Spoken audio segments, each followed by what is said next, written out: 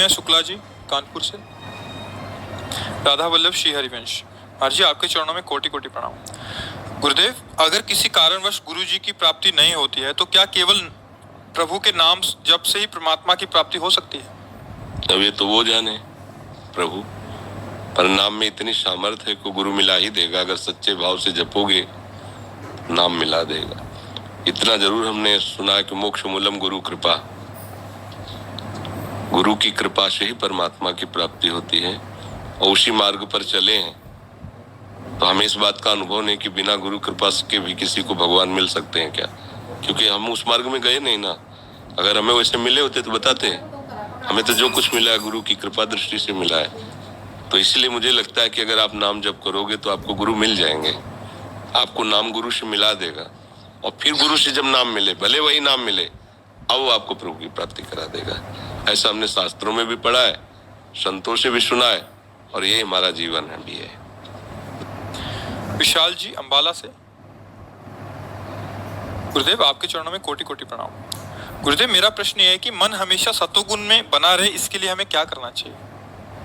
सात्विक जल, सात्विक भोजन, सात्विक वस्त्र, सात्विक वातावरण। जिस वातावरण में हम रहते हैं उसका प्रभाव पड़ता है। जो हम जल पीते हैं उसका प्रभाव पड़ता है। जो हम अन्न खाते हैं उसका प्रभाव पड़ता है। जो हम दृश्य देखते हैं उसका प्रभाव पड़ता है। अगर हम टीवी देखेंगे तो रजोगुण तमोगुण बढ़ेगा। पेपर पढ़ेंगे रजोगुण तमोगुण बढ़ेगा। कॉमिक्स आदि पढ़ेंगे रजोगुण तमोगुण। हम रामायण पढ़ें, भागवत पढ़ें, गीता पढ़ें, संतों की वाणी पढ़ें, हमारे वातावरण में आसपास जहाँ हम जिस घर में रह रहे हैं भागवतिक हो, सतोगुणी वातावरण, तब हमारा सात्विक भाव बढ़ेगा।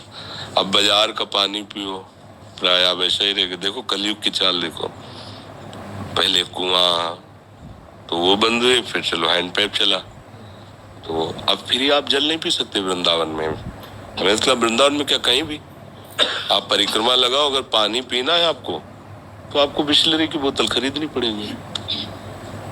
अब इसको हम सात्विक नहीं कह सकते। पानी को किस पद्धति से भरा गया है, कौन भर रहा है। अब वो शराब पीता है, गंदे आचरण करता है, वो अपने हाथ से हमें पानी पिलाएगा, उसका भाव हमारे अंदर जाएगा। अब ये अध्यात्म का है बात है अध्यात्म की है, व्यवहार की थोड़ी। तो अध्यात्म के लिए बहुत संभाल के।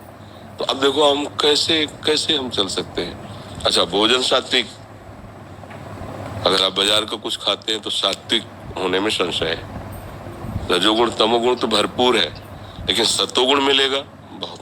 दूध में नहीं मिलेगा। दूध सात्विक वस्तु है तब जब अपने घर में गाय पालो, उसकी सेवा करो, फिर आप दूध हजारों लीटर का खर्चा है और गायें दिखाई नहीं दे रही हैं, तो कहाँ से आ रहा है? सब केमिकल डाल के मिला के, कुछ दूध कुछ केमिकल। अब वो तमोगुण पैदा करेगा, रोग पैदा करेगा। सतोगुण आना बहुत कठिन हो गया है। अब हम गुणों का चक्कर ही छोड़ें। अब हम क्या करें? जो त्रिगुणातीत है उस बात को पकड़ें। न सतोगुण, न तमोगुण, न रजोगुण। भगवान का नाम, प्रियाजू का नाम त्रिगुणातीत है। धाम का आश्रय त्रिगुणातीत है। उनकी लीला गुण चरित्र त्रिगुणातीत है। कलयुग है, इसमें हम किसी साधन से भगवत प्राप्ति नहीं कर सकते। साधन इन्हीं बातों से हमारा उठता है, खान पान व्यवहारवाद। अब आप भजन करना चाहते हो, परिवार के लोग टीवी देख रहे हैं, परिवार, तो आप उनको जैसे भजन को विक्षेप नहीं दे, उनको नहीं, ये भी नहीं कि आप सबको रोक सको। अपनी अपनी मनोधरा है सबकी। बड़ा कठिन है भजन करना, परिवार में रहकर बड़ा कठिन है भजन करना।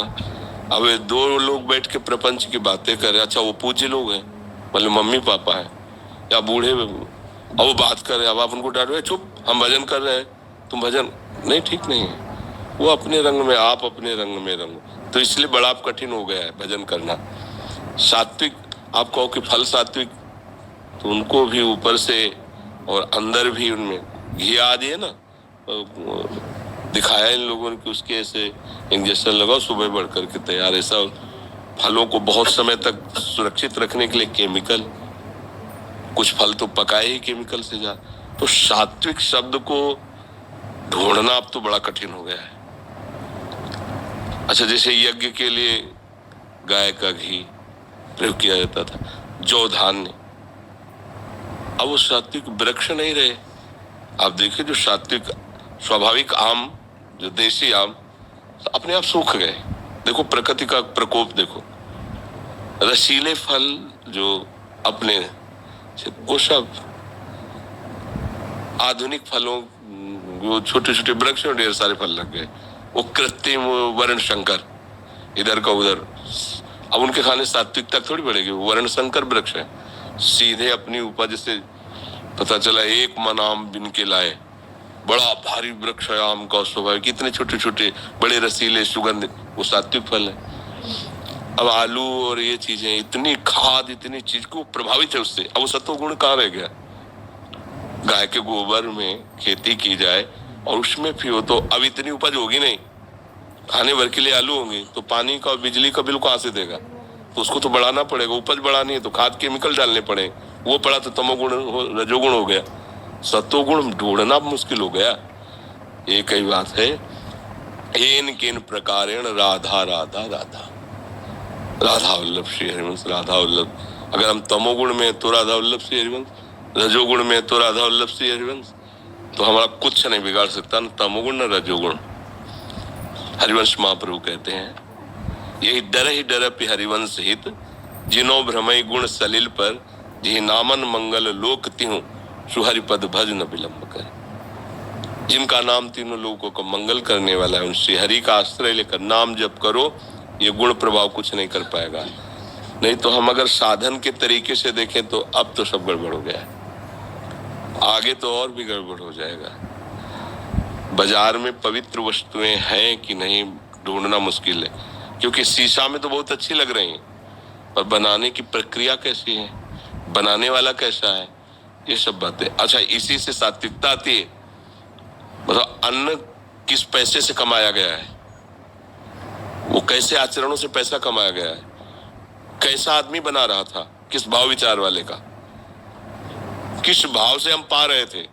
सब कुछ सतोगुण है, अब इतना तमोगुण भरा हुआ प्रसाद पर साफ जाके तमोगुण को बढ़ा देगा। तो हम गुण के अनुसार अब साधना नहीं हो सकती। अब क्या करना है? एकमात्र कलयुग केवल नाम आधारा, सुमिर सुमिर उतर। कृतयुगे ध्यायत्यम विष्णु, त्रेतायाम जयतई मुखई, द्वापरे परिचर्यायाम कलो तद्धर की उतना। बस केवल नाम को पकड़ लो, उठते बैठते चलते फिरते, और इससे सब हो जाएगा। नाम रहेगा तो सात्विक भाव रहेगा, शांति रहेगी, हृदय पवित्र रहेगा। किसी भी विषैली वस्तु को अगर डॉक्टर शोध के दे दे तो वो रोग नष्ट करने वाली बन जाती है। जैसे एक कोचिला नाम का जहर होता है, उसको जब वैद्य शोधता है तो दमा की बीमारी में बिल्कुल रामबाण काम करता है वो कोचिला। हम देहात के आयुर्वेदों की बात करें, ऐसे खा ले तो मर जाए। अब जैसे सांप काट खाए तो जहर का इंजेक्शन लगाया जाता है उसको, वो जहर रहित हो जाता है। ऐसे ही सब संसार की वस्तुएं हमें फांसने वाली हैं, पर यदि उन्हें भगवान को समर्पित करके पाए और भगवान नाम जपते हुए, तो उनका विष हम पे नहीं चढ़ेगा। भवरोग की बीमारी की औषधि है भगवान नाम। नाम जप करते रहो, राधा राधा राधा। अनीता शर्मा जी पंजाब से। महाराज जी आपके चरणों में कोटि कोटि प्रणाम। महाराज जी मैं आपका प्रवचन सुनती हूँ। महाराज जी मैं शिव जी की भक्त हूँ और उनका ही नाम जप करती हूँ, लेकिन जब से मैं वृंदावन आने लगी हूँ मुझे वृंदावन से बहुत प्यार हो गया है। महाराज जी मैं वृंदावन के बिना नहीं रह सकती, ऐसे मेरे हृदय में प्रेरणा होती है। महाराज जी नाम जप महादेव का और यादों में वृंदावन ठाकुर जी, कहीं मैं दो राहों पे तो नहीं खड़ी? कृपया मार्गदर्शन करें। इसका आप बहुत बढ़िया है। महादेव जी की कृपा से ही ये मार्ग मिलता है। जहाँ पर कृपा न करें पुरारी, सो न पाओ मन भगत हमारी। भगवान शंकर जिस पर कृपाल होते हैं उसे प्रेम भक्ति का मार्ग देते हैं। दो हैं ही नहीं, वही हरि हैं, वही शिव हैं। उन्हीं का कैलाश है, उन्हीं का वृंदावन है। भाव के लिए आप खूब नाम जप करो। महादेव जी का बहुत कृपालु हैं, वो श्री जी के चरणों तक पहुंचा देते हैं। आस्था शर्मा जी, गुरुदेव आपके चरणों में कोटि कोटि प्रणाम। गुरुदेव 84 जी का पाठ नियम से करें तो अगर कहीं बाहर जाने के कारण या गृह कार्यों के कारण अगर फोन से सुने या पढ़ लें तो ये नियम तो नहीं टूटेगा? हम पढ़ सकते हैं महाराज जी ऐसे? उसको केवल ऐसा नहीं कि इसे देख देख के अंदर ही अंदर पढ़ रहे हैं, इसका गायन क्यों करने की बात है। गायन प्रियालाल को हम सुना रहे हैं तो फोन से सुनाओ या वाणी जी से प्रगट लेके सुनाओ, पर आपको बाह्य उच्चारण करना है। एक बार गायन कर लो फिर अंदर चिंतन करो, कोई बात नहीं, पर एक बार गायन करो। इसके गायन का फल है 84 लाख योनियों में आप नहीं जाएंगे और निश्चित श्री लाडली लाल की कृपा प्राप्त होती है। हमें लगता है कि 1 घंटा 1.25 घंटा लगता होगा, हाँ महाराज जी। अपने जैसे अच्छे से गायन करते तो 1.5 घंटा लगता है। ऐसे ही अगर बहुत रफ्तार से गायन करे तो 45 मिनट में भी हो जाएगी। तो एक बार 45 मिनट 24 घंटे में अगर चतुरासी जी को दे दिए तो 84 लाख योनियों में नहीं जाएगा, ये तो पक्का हो गया है। अब प्रेम से बराबर राधा राधा नाम जप करे और चिंतन करे तो श्री जी मिल जाएंगी, श्री जी का प्रेम मिल जाएगा। नहीं तो चतुरासी जी समर्थ है मिलाने में। एक बार तो जरूर गायन करो। अब ग्रह काज ऐसे तो नहीं कि 24 घंटे कोई लगा रहता हो, हमें तो 24 घंटे किसी का भी हो, 24 घंटे कोई ऐसा नहीं जो कार्यरत हो। वो केवल अपनी मानसिकता बना ली जाती कि हमारे पास टाइम नहीं है, नहीं तो ऐसा नहीं। हमारे पास टाइम होता है, हम उस टाइम को व्यर्थ नष्ट करते हैं। व्यर्थ वाले समय में गान कर लो, सार्थक हो जाएगा जीवन। 1 घंटा श्री जी के लिए देने में क्या जाता है। अमन राय जी बिहार से। राधे राधे महाराज जी, आपके चरणों में कोटि कोटि दंडवत प्रणाम।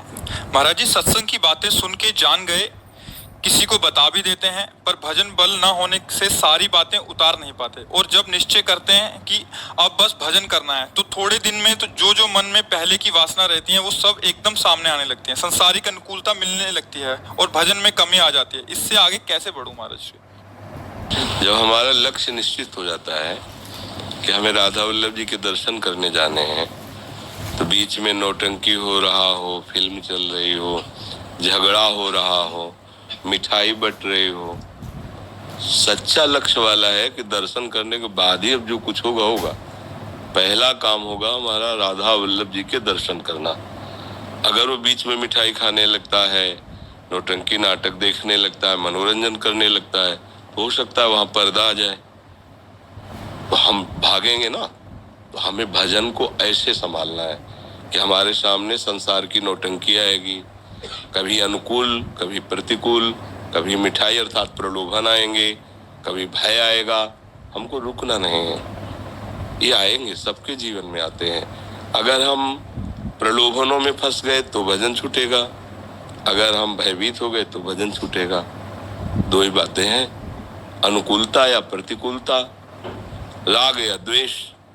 अगर हम प्रतिकूलता अपमान से भयभीत हो गए तो मार्ग छूट जाएगा, और अनुकूलता सम्मान में फंस गए तो छूट जाएगा। तो हमें नाम को पकड़े रहना है। नए साधक को मन से नाम जपने की बात नहीं सोचनी चाहिए, क्योंकि ये बहुत अच्छी साधना के बाद स्थिति आती है। प्राथमिकता हमारी जबान से नाम उच्चारण की पहले काफी समय तक होनी चाहिए। जैसे हमें मंत्र जपना है, गुरु मंत्र मिला है, तो ओठ बंद करके जिह्वा के द्वारा उपांशु जप रहे और नाम जप करना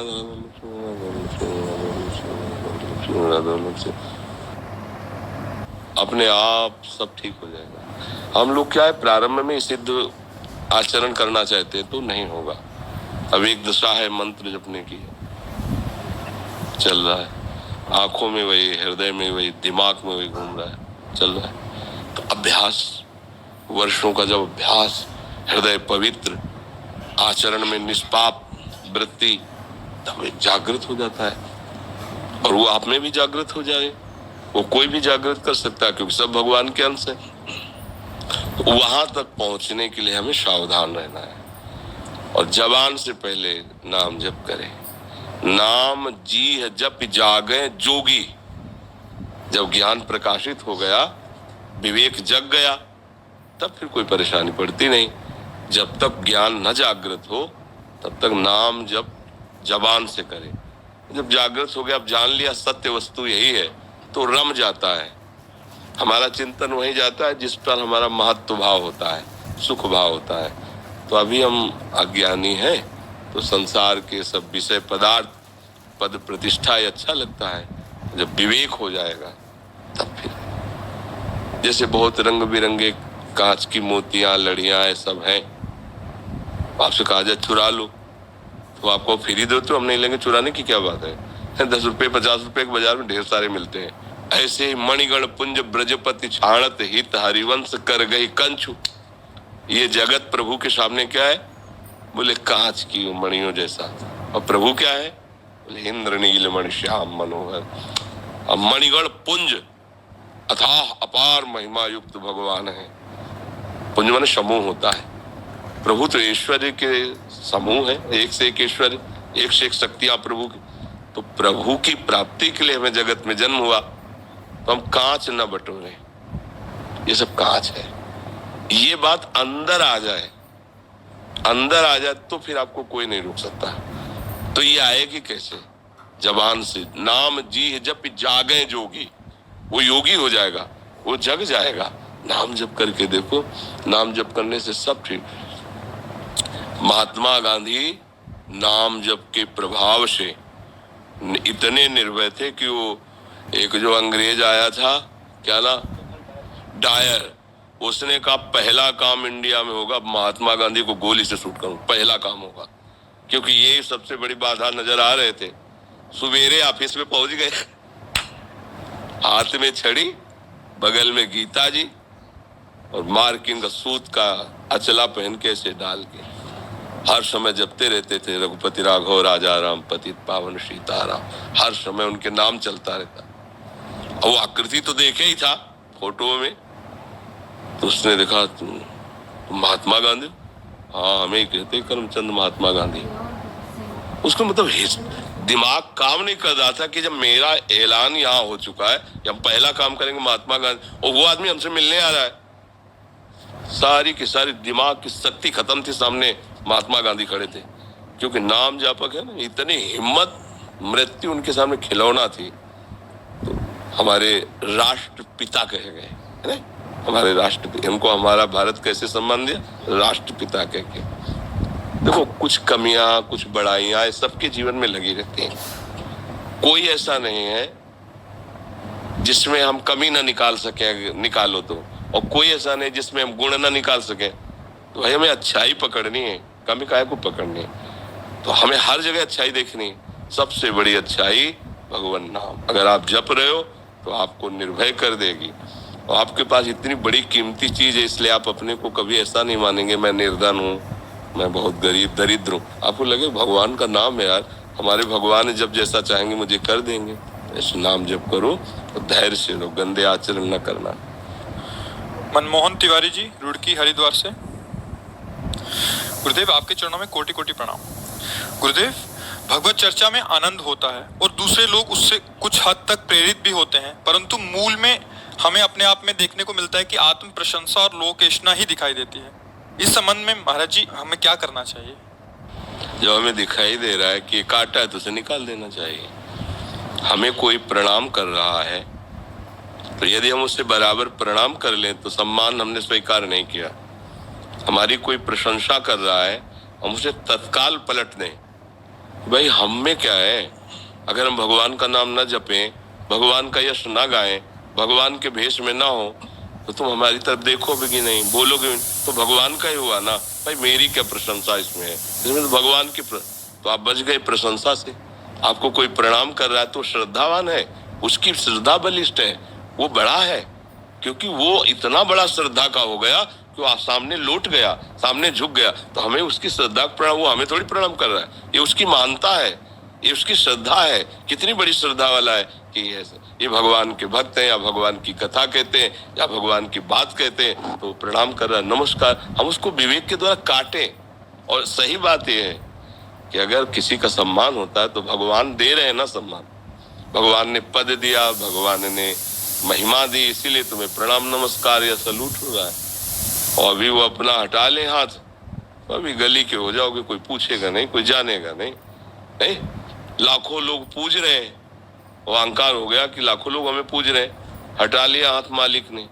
अब लोग कोई नहीं जानता। तो ये चीजें भगवान ही सब रूपों में लीला करके हमें दिखाते हैं कि हमको कभी ये प्रतिष्ठा मान स्वीकार नहीं कर। हम में क्या गुण है, ईमानदारी से देखो, अगर भगवान स्वीकार ना करते तो हम किस लायक होते।